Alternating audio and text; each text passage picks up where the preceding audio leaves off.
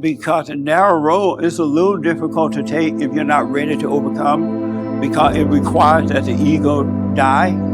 And a lot of people don't want to sit still and let the ego die, especially if it doesn't die right away. If it doesn't die today, but if it doesn't die, you're not going back to it, because the ego will not let you be still. And millennials, especially millennials, are not accustomed to sitting still, doing nothing, being bored. And because of that, your ego won't let you sit still. And so you can't fake it. You either overcome it or you don't. And a lot of people are not going to overcome it because they're not going to be still.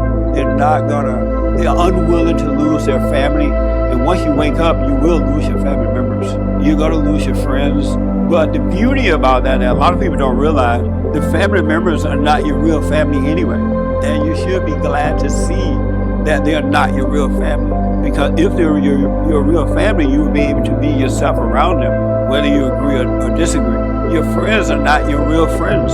That's why you're not able to be yourself around them. So be glad when you see that. But you gotta let it go. And then down the road, God will put decent people in your life. It will happen.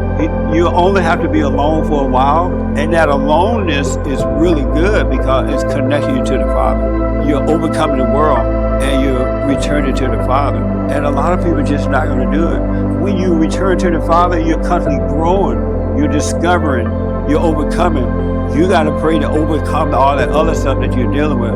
And a lot of people are not doing it. It's so, I don't know if it's unfortunate or not, just something that I don't care. But I would recommend it. And I've been doing it for 30 years nonstop, no matter how tired I am, where I travel to. Because I've heard so many, plus that's what woke me up.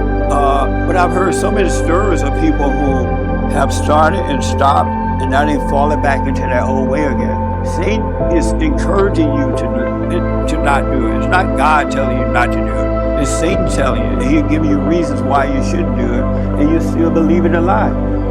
God's saying pray without ceasing, because he wants to bring you to a higher level of consciousness, not the lower level of consciousness. There's an intellect that is low, and all the people with degrees and all that, that's what they're operating on, knowledge, right? But he want to bring you above that, and that's where you want to be.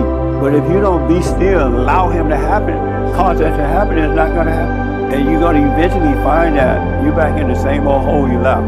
And I hear it all the time. And Satan has convinced them not to do it. He has them thinking that they're just aware all day anyway. It's so dumb, but I understand it. That's why I say suffer and die, because that's what God's going to let you do. You're going to suffer and die. It's just the way it is, the spiritual battle. But no human being can change you. And they have all these phony experts on TV, right? They don't know anything. The preachers and dogmas are doing that. What you're looking for is inside of you. The kingdom of heaven is within. And everything that you want is in there. Everything you need to know is there.